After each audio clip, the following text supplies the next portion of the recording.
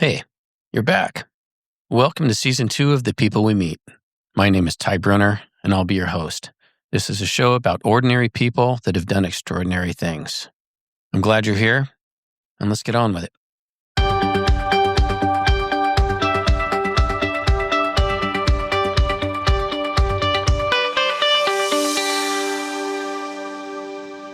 Hello, and welcome to another episode of The People We Meet. Now, most of the time, it's conversations. Ordinary people who've done extraordinary things, telling their own stories in their own words. And that's a privilege, and it's not something I ever take lightly. But not every one of them is still here for us to find. Some of the most powerful stories belong to people who are no longer with us. People whose choices mattered, whose lives reached further than they ever knew. When I come across those stories, I don't feel like the owner of them. I feel like a caretaker. Because when you really sit with them, you realize just how much greatness has already passed quietly through the world. Voices of the past is where I go to listen closely, to places, to memory, to the traces people leave behind when their lives were never meant to be loud, just meaningful. We're surrounded by noise now, loud voices, endless opinions, a lot of volume without a lot of depth. This is an attempt to do the opposite, to slow down, to pay attention, and to share stories that still deserve space. This episode begins on Spokane's north side in the Hillyard neighborhood. It stretches across an ocean to a small English village that chose to remember. This is Voices of the Past, and this is where I choose to honor people who came before us. Now, Hillyard didn't start out as a bad part of town. It started out as a destination. And in the 1890s, when the Great Northern Railway decided to build its massive rail yard north of Spokane, it didn't just bring tracks and roadhouses with it. It brought jobs, thousands of them.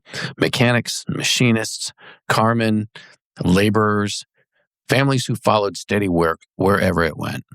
And this place was called Hill's Yard at the time, named for James J. Hill, the railroad magnate behind the Great Northern. And for a time, it boomed hard enough that it nearly became its own city. Hillyard had order to it. Small houses with tiny lawns, tree-lined streets, high-ceilinged apartment buildings, a thriving commercial strip along Market Street, lined with shops and theaters and bars and businesses that catered to working families who expected permanence and not charity. And by the early 1900s, Hillyard was prosperous, self-contained, and proud. When Spokane formally annexed it in 1924, it wasn't rescuing a failing neighborhood. It was absorbing a productive one. And this matters because a kid grew up there in the 1920s and 1930s before Hillyard became the Hillyard we know today. Now, the rail yard was still running, the Great Northern was still employing thousands, and the neighborhood hadn't collapsed. It had stabilized. The real decline would come later, after World War II, when diesel locomotives replaced steam, slashing maintenance jobs and hollowing out the economic engine that had built the neighborhood in the first place. And that's when disinvestment set in. That's when reputations hardened, and that's when the area picked up names like Dogtown. Locals still use that name to refer to the eastern edge of Hillyard, the blocks east of the railroad tracks. There's no official record of how it originated. Neighborhood lore points to overlapping explanations. One, that the area once had a reputation for loose dogs running around, which I can attest to. And two, that it had become shorthand for where railroad workers lived and walked home from the yards. Whatever its origin, the nickname lives on in local speech and reflects how people have long understood that section of the neighborhood. But that wasn't the Hillyard of his youth. His Spokane was still a working city, and Rogers High School drew from that reality. Now, Rogers sits on Wellesley Avenue, a couple of blocks from a fire station, and a few more before you hit the 2900 block. Now, there's an old saying. In Hillyard, nothing good happens after midnight and before breakfast, or on the 2900 block of East anything. It's close to the rail corridor that fed Hillyard and the neighborhoods around it. Rogers wasn't a finishing school. It was a place that turned out people expected to work for a living. People raised around whistles, schedules, and the understanding that showing up mattered. Rogers High School doesn't announce its ghosts. It never has. I came to know that school decades later, not as a student, but as a firefighter. And at first, I didn't see it clearly. You'd finally sit down to eat, and the tones would drop. Fire alarm activated. Rogers High School. You'd pull your boots back on, throw in your bunkers, jump in the rig, and roll out, knowing there was a decent chance you were headed for a pull station some bored kid yanked for a laugh. And as I was packing up to go inside, some kid would inevitably call out, "Hey, fireman, show me your axe." And I'd be like, "Listen, kid, I didn't put down my lunch, put on all this shit, get in the rig, drive over here, throw my pack, and come tromping in here just to show you my axe. I came over here to set your fire alarm because one of y'all thought it would be funny to pull the station again." In those moments, it was easy to flatten the place into a reputation, easy to see the school as a problem, and easy to see the kids as the reason. But I'll tell you what, that perspective doesn't survive long when you're responsible for protecting a neighborhood. We covered that district. Rogers sat squarely in our first due. Those halls, those classrooms, those kids, those were ours. So we flew the Rogers flag off the back of the rig on football days, and we put pirate stickers on the rig. Not because it was symbolic, but because it was true. That was our school, and those were our kids. Now, a school isn't defined by what side of town it's on. It's defined by what it turns out into the world.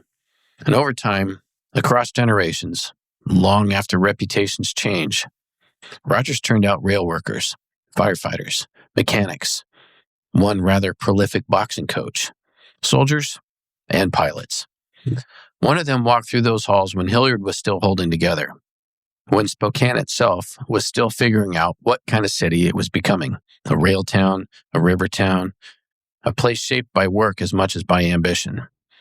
A class of 1939, and his name was Charles Chuck Gumm, Jr. And decades before Rogers had a reputation, good or bad, it produced a young man who would one day face a choice that had nothing to do with what side of town he came from and everything to do with who he was. He wasn't the captain of a football team or the king of the prom. He was just a young man moving through a system designed to produce adults who could be counted on. The kind of upbringing that doesn't feel dramatic at the time, but it shows its value later, when the stakes are no longer theoretical. Now, Europe was already unraveling while he was in school. Newspapers carried headlines, radios carried the tone, and even on the north side, far from any coast, young men understood that distance no longer meant insulation from a world war. After graduation, Gumm went on to Gonzaga University, continuing along a path that looked ordinary on paper. But ordinary paths have an intersecting with extraordinary moments when history accelerates. When the United States entered the war, it didn't feel like a surprise. It felt like the next responsibility handed down the line, like a train arriving whether you were ready or not. Chuck Gumm joined the Army Air Forces. And that decision didn't come from bravado. Aviation in that era wasn't glamorous. It was dangerous, technical, and unforgiving. Training accidents were common. Aircraft failed, and men died before they ever even saw combat. You volunteered knowing that. Somewhere between Spokane's rail line neighborhoods and flight training fields far from home, the habits formed early began to matter. The ones no one called heroic at the time. The instinct to stay with a problem. The refusal to pass responsibility off when you were still capable of acting. Pilot training strips away illusion pretty quickly. There's a popular idea that becoming a fighter pilot is about daring, that it selects for bravado, fearlessness, a hunger for risk, or doing the flyby even when the pattern is full. And in reality, the process is more surgical than romantic. It's designed to find out who can absorb pressure without drama, and who can follow procedure when adrenaline spikes, and who can make clean decisions when the margins collapse to almost nothing. Now, Chuck Gumm entered that pipeline like thousands of other young men in the 1940s. He arrived as a candidate, one of many, about to be tested by a system that had no interest in protecting anyone's self-image. The Army Air Force's training regimen is relentless. Ground school first, navigation, meteorology, engine theory, emergency procedures drilled in until they became involuntary. You learned how engines failed, how airframes broke, how men died when they guessed instead of following checklists. The instructors weren't cruel, but they were unsentimental. Aviation did not tolerate improvisation where discipline was required, and you didn't do it until you got it right. You did it until you couldn't get it wrong. And then came the flying. Primary trainers were forgiving, but only slightly. Every mistake was logged, every landing graded. Students washed out quietly and without ceremony. Some were reassigned, some went home, and others disappeared into footnotes no one read twice. Advanced training narrowed the field even further. Single-engine fighters demanded a particular temperament. These aircraft were fast, twitchy, and brutally honest. They rewarded precision and punished arrogance. You didn't muscle them. You worked with them. You learned to read vibrations, subtle changes in sound, and the feel of the aircraft through the stick and the rudder. Sensory cues that couldn't be written down but had to be lived into the body. And make no mistake, this is where shit got real. A lot of times when mistakes were made, it didn't mean you scrubbed the rest of the exercise and went back to base. It meant you were dead. By the time Gumm earned his wings, the war had accelerated. Losses were mounting, and the need for pilots was urgent. Training timelines compressed, and there was less room for easing into competence. You were expected to arrive ready or adapt quickly. Assignment to a fighter group wasn't a victory lap. It was a statement of expectation.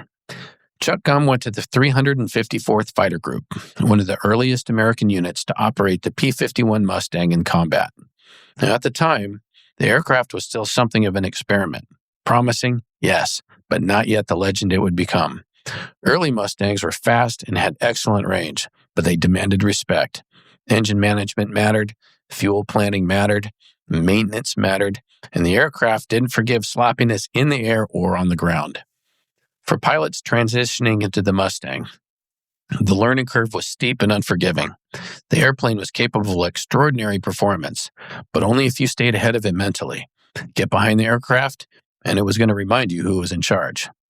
Combat training layered additional pressure on top of all of it.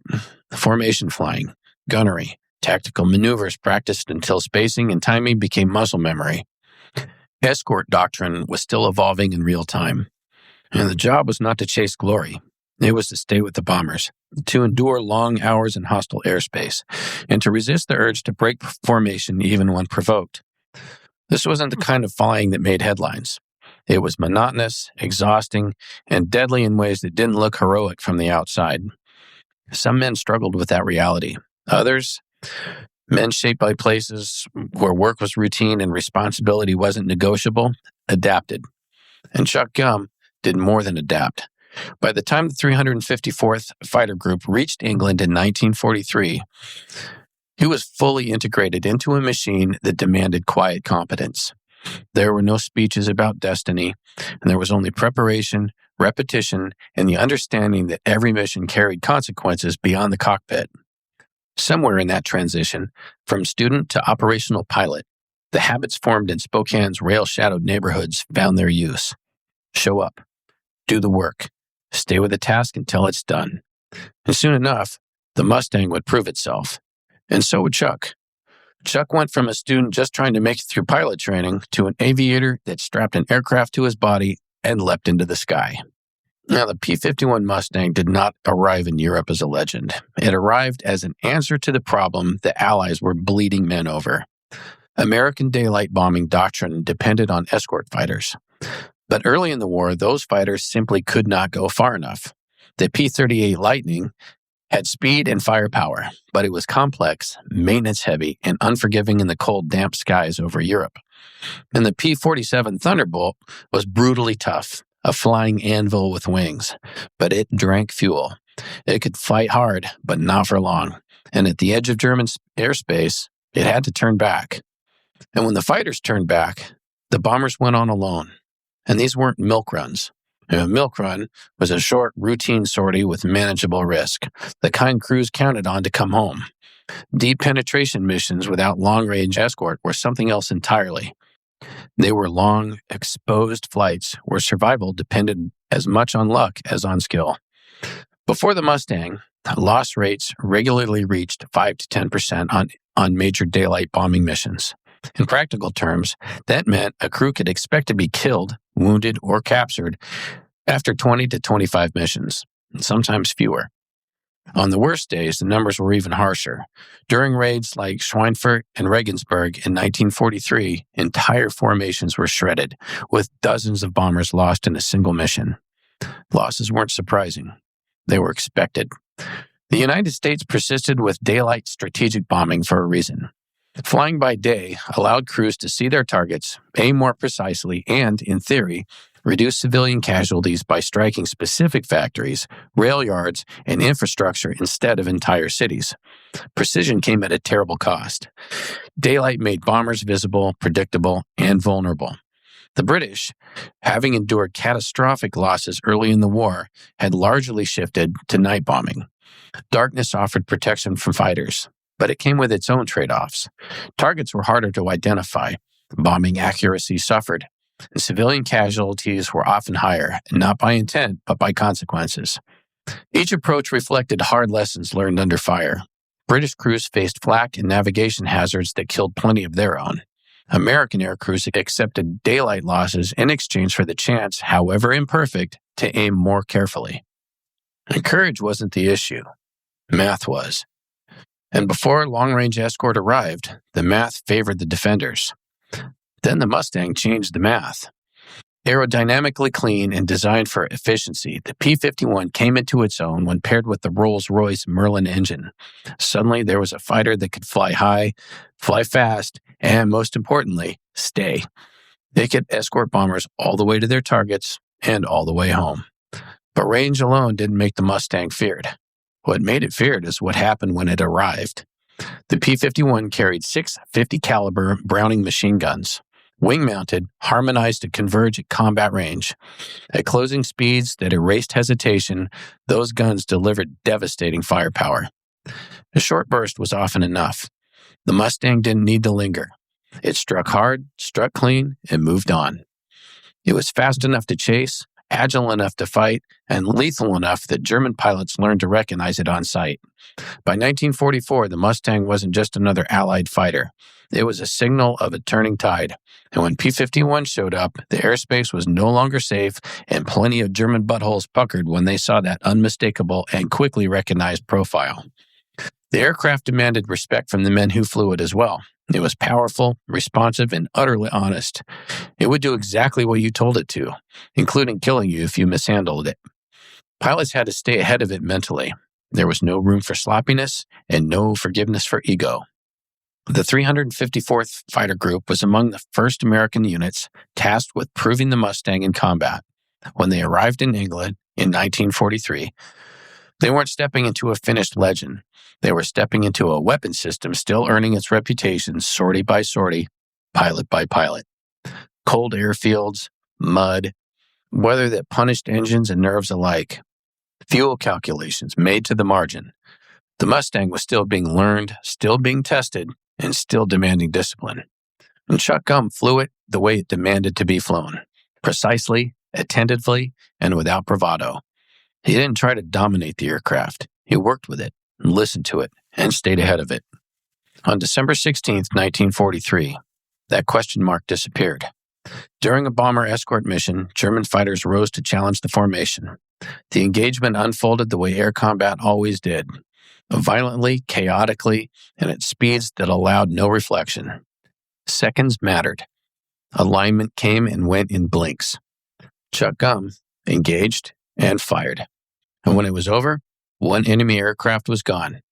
Chalk one up for the good guys. The first confirmed aerial victory by a P-51 Mustang in combat belonged to Chuck Gumm. The significance wasn't symbolic. It was immediate and practical. It meant the Mustang worked. It meant the escort could hold. It meant fewer bomb crews would be left alone in the hostile skies. But there was no pause to celebrate. Gumm returned to the routine of war. Mission followed mission, escort after escort, and the Mustang continued to prove itself, and the air war began to tilt. Not overnight, but decisively. Bomber losses dropped. German pilots were forced into fights they couldn't always choose, and control of the sky began to shift. By early 1944, Gumm had become one of the most effective pilots in his group. His victories accumulated quietly. 6 confirmed aerial kills, and several others probable or damaged, enough to earn him the status of flying ace, the first Mustang pilot in his unit to reach that milestone.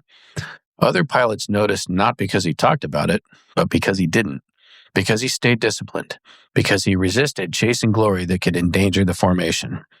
History would remember the first, his first aerial victory in a P-51, but it was the accumulation, the professionalism, the consistency, and the willingness to stay with the mission that defined him. And painted on the side of his aircraft was a name that mattered more than any statistics. My Toni, with an I. A tether to home, a reminder of what waited beyond the war. Now, wars are remembered in numbers. Sorties flown, aircraft lost, targets destroyed, victories claimed. History prefers columns and totals because they feel orderly. They make violence easier to manage from a distance. But for the men who flew those missions, war was personal long before it was statistical. And painted on the side of one of Chuck Gumm's P-51 Mustangs was a name that never appeared in after-action reports, and that was my Toni. Toni was his wife at home, waiting in a world far removed from the roar of the engines and the violence of the sky. And they had a young daughter as well. An entire life forming beyond the reach of combat, even as it shaped every decision he made. Naming an aircraft was common among fighter pilots, but the reasons varied. Some chose humor, some chose bravado, some chose names meant to flirt with luck. And nose art could be crude, or funny, defiant. It was a way to put personality onto a machine that asked everything of you. And Chuck chose home. My Toni wasn't just paint on aluminum. It was the name he carried with him. It represented the reason why discipline mattered, why recklessness wasn't an option, and why you stayed with the mission instead of chasing glory that might not come with a return. It reminded him that every sortie carried consequences beyond the cockpit, that success wasn't measured only in enemy aircraft destroyed, but in returning intact to his unit, to his responsibility, and to the life awaiting on the other side of the war. By early 1944, Chuck was flying constantly. The escort missions stacked one on top of another. Fatigue accumulated quietly. The danger never announced itself, but it was always present. In the weather, in the engines, and the long hours at altitude. Soon enough, that sense of responsibility would be tested in a way no mission briefing could prepare him for. Not in combat against an enemy aircraft, but in a moment where there would be no more formation to rely on, no radio calls to answer, and no margin left to calculate. Just a failing engine, the village below, and a decision that would define everything that came before it. March 1st, 1944, began like hundreds of other days had.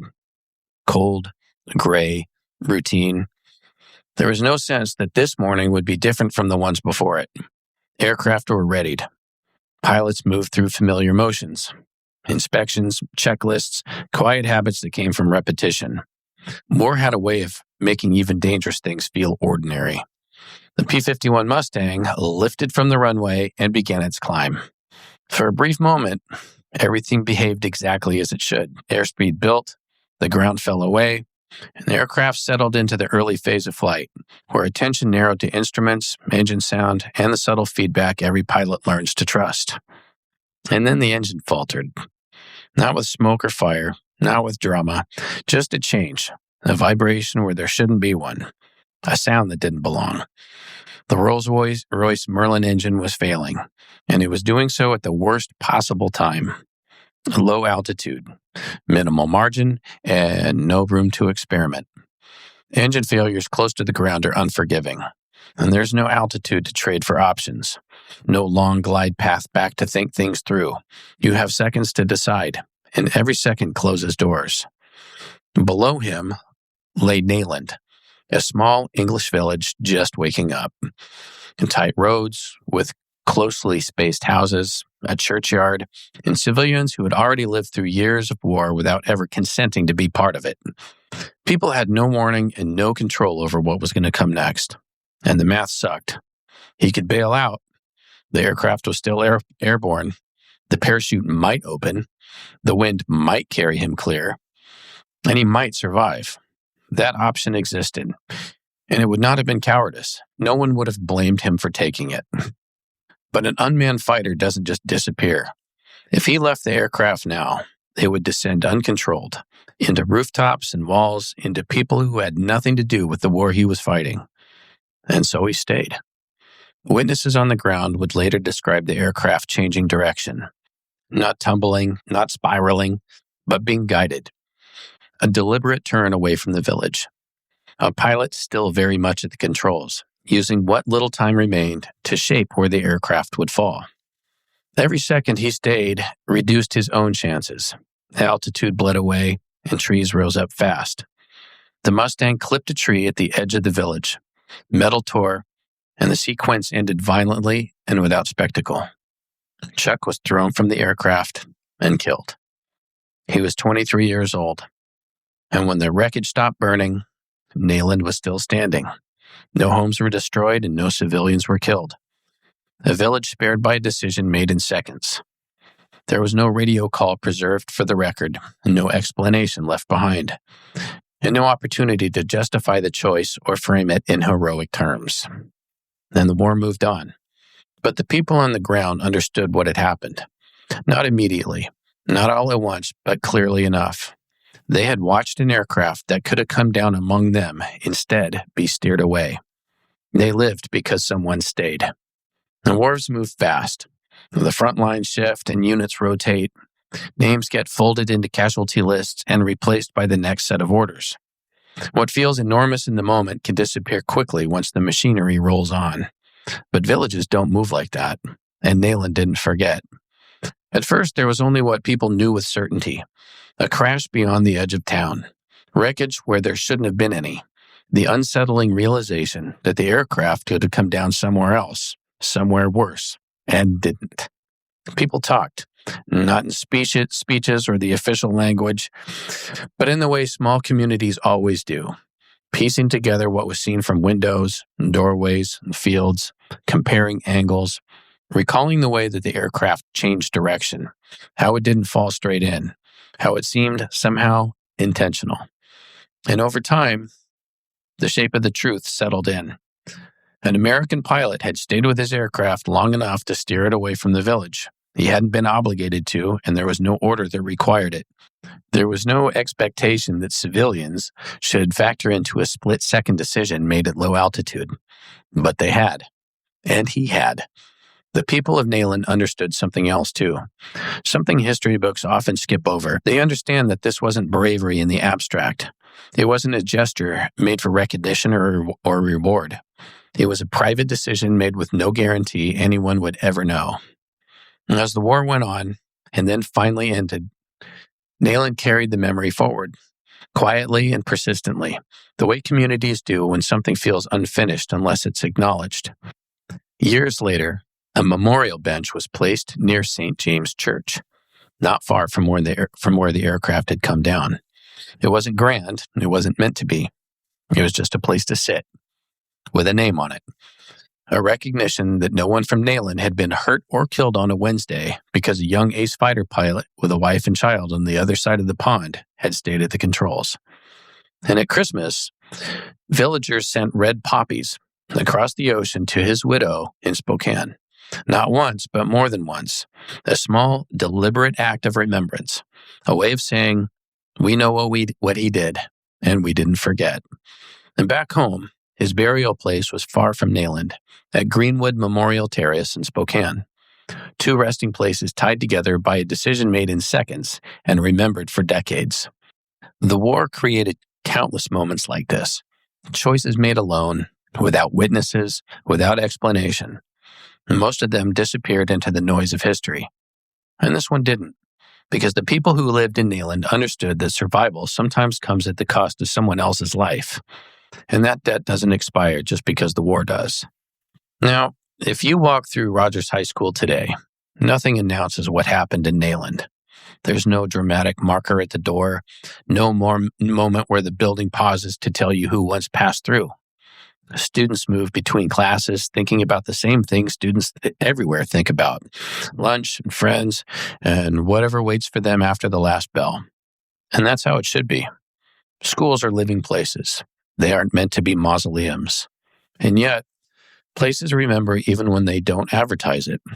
When I think back on Rogers now, I don't think about the fire alarms or the interruptions or the irritation I felt in those early firefighter days. I think about the shift that happened without me noticing it at the time. And the moment when students of Rogers stopped being those kids and started being my kids. We didn't protect Rogers because it was perfect. We protected it because it mattered to us. Because those kids were going to be something, even if nobody could exactly say what that was. Some of them would leave town, some would stay, some would struggle, and some would surprise everyone. And that's always been true. What history does, unfairly, is compress outcomes back into origin. It makes it tempting to look at a person's beginnings and say, oh, of course he turned out that way. Of course this place produced that kind of person. But that's not how it works. Rogers didn't know what it was turning out in 1939. It didn't know that one of its students would fly a Mustang over Europe. It didn't know that a split-second decision over an English village would one day be tied back to its classrooms and corridors. All it did was what schools are supposed to do when they're doing their job quietly and without fanfare. It teaches kids to show up and to follow through and to take responsibility when it lands in front of them. Those lessons don't come with guarantees. They don't announce themselves when they take hold, and they don't always pay off in ways that feel fair, but they matter. And for all my little Rogers pirates out there, you guys matter. Where you come from matters, and what you choose to do with it matters. When we flew the Rogers flag at the station or rolled out with the pirate stickers on the rig, we weren't making a statement about rankings or reputation. We were saying something simpler. Those kids belong to the city, and this city belongs to them. And that's the part that lasts. Buildings age, neighborhoods change, reputations rise and fall. But the work of turning kids into adults, capable, accountable, willing to stay when it would be easier to leave. And it carries forward whether anyone notices or not. Rogers doesn't announce its ghosts. But if you pay attention, you realize it doesn't need to. It's got kick-ass kids in the here and now, walking out those doors every single year. History has a volume problem. The loudest moments survive. The biggest battles, the speeches, the dates everyone memorizes because they're easy to point to. What gets lost are the quiet decisions. The ones made without witnesses, without documentation, without any expectation of being remembered. Those decisions still shape the world. The past isn't gone. It's layered. It lives in places we pass every day without thinking about them. Schools, neighborhoods, streets, villages that kept breathing because someone chose to stay when leaving would have been easier. And that's what Voices of the Past is about. It's not about nostalgia or hero worship or rewriting history to make ourselves feel better. It's about listening for the moments that didn't ask to be recorded. Charles Chuck Gumm Jr. didn't know his name would be spoken decades later by people who never met him. He didn't know a bench would bear his name across an ocean. He just knew it was in front of him. His choice didn't make him famous. It didn't even make the history books. But it made a difference. And sometimes, that's the only measure that matters. This is Voices of the Past. Thanks for listening. Well, that'll about do it for this episode of The People We Meet. But before we wrap up, I want to give a huge shout out to my main man J-Mac over at Studio 42 Recordings. I couldn't do this without you, brother. And much love to my family for their constant support. And most of all, thank you, the listeners. This show exists because you keep showing up, and I don't take that lightly. And if you like what you hear, you can find me on Instagram and Facebook. Give the show a follow and spread the word. And if you know someone with a story that just has to be told, or if that someone is you, drop me a line at thepeoplewemeetpodcast.com. Thank you for listening, and be good to each other.